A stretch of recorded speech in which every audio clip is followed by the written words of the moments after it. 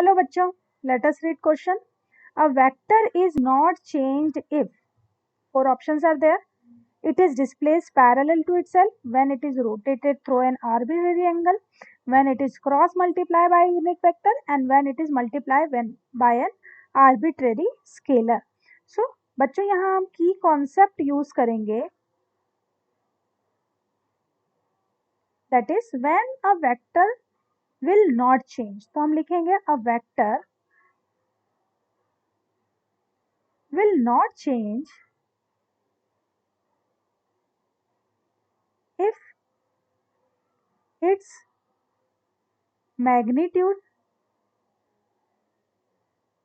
and direction preserved. Correct. हमारे अगर vector की मैग्नीट्यूड और डायरेक्शन प्रिजर्व रहती है, सेम रहती है, तो हम कहेंगे वेक्टर में कोई चेंज नहीं आया है.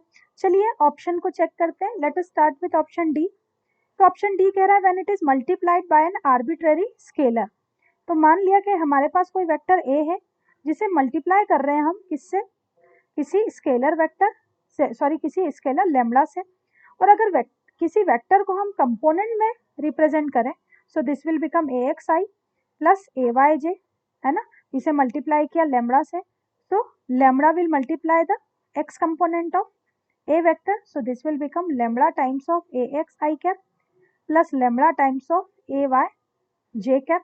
या ये कहें कि जो lambda times of vector a हमारा हो जाएगा, ठीक है, मॉड ऑफ लैम्ब्डा है. करेक्ट. तो हम कह सकते हैं कि हमारा जो वेक्टर है वो लैम्ब्डा टाइम्स क्या हो गया, बढ़ गया. तो हमारा जो मैग्नीट्यूड है इस केस में मैग्नीट्यूड जो है वो प्रिजर्व नहीं रहा. ठीक है. So this option is wrong.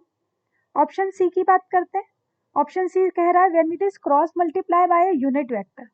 ठीक है. So in again we will suppose कि जो हमारा वेक्टर ए है, सपोज वो है ए एक्स आई, ठीक है, स्मॉलेस्ट ले लेते हैं, और इसे क्रॉस मल्टीप्लाई करना है हम किसी जे वेक्टर के साथ. ठीक है. तो यूनिट वेक्टर ले लिया हमने, कोई भी यूनिट वेक्टर ले सकते हैं, तो हमने सपोज ले लिया जे वेक्टर. तो आई और जे का जो क्रॉस प्रोडक्ट होता है वो होता है के कैप, और मैग्नीट्यूड है हमारा ए एक्स. ठीक है. एक्स कंपोनेंट जो है वो ए है. तो आप देख रहे हैं इस केस में कि हमारी वैल्यू तो वही रही, लेकिन जो डायरेक्शन है वो प्रिजर्व नहीं रही. तो हम कहेंगे कि जो डायरेक्शन है वो प्रिजर्व नहीं रही, तो इसका मतलब ये ऑप्शन भी रॉन्ग है. अगर हम बात करें बी ऑप्शन की, it is rotated through an arbitrary angle. तो let us suppose vector a है ना, जिसे हम कोऑर्डिनेट एक्सिस पे कुछ इस तरह से शो करें. ये हमारा वेक्टर ए है, ये वेक्टर ए का एक्स कंपोनेंट, ये वेक्टर ए का वाई कंपोनेंट. अब ये एंगल जो है थीटा बना रहा है, ठीक है, हॉरिजॉन्टल एक्सिस के साथ. अब अगर हम इसे रोटेट करते हैं, मीन्स ए वेक्टर को थीटा एंगल से चेंज करके कोई अनादर वेक्टर, ठीक है, सपोज अल्फा क्रिएट कर रहे हैं, तो अगर हम इसे रोटेट करेंगे तो थीटा विल चेंज. ठीक है. और अगर क्योंकि थीटा चेंज होगा तो ए एक्स और ए वाई दोनों कंपोनेंट क्या हो जाएंगे, चेंज हो जाएंगे. करेक्ट है. तो इसका मतलब हम कह सकते हैं कि that will magnitude and direction both will change. तो ये भी ऑप्शन, ये दोनों मैग्नीट्यूड और डायरेक्शन प्रिजर्व नहीं रहेगी, है ना. तो इसका मतलब ये ऑप्शन भी जो है वो क्या है, रॉन्ग है. अब बात करें it is displaced parallel to itself. When it is displaced, अब कोई वेक्टर ए है, ठीक है.